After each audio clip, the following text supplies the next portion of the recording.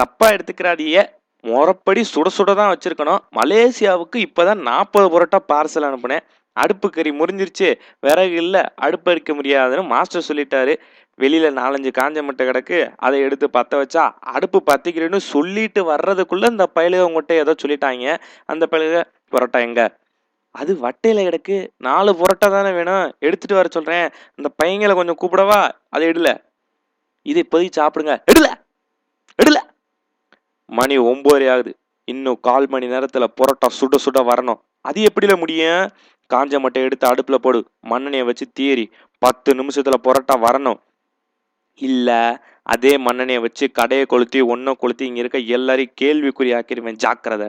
காஞ்ச மட்டை பத்த மாட்டேங்குது, சூடு ஏறலைன்னு மாஸ்டர் சொன்னா. புரோட்டா சூடா இருக்கு, தொட முடியல, தட்டு இல்லைன்னு சர்வன்ட் சொன்னா. அப்படி இப்படின்னு ஏதாவது கதை சொன்ன நான் ரஃப் ஆயிருவேன்.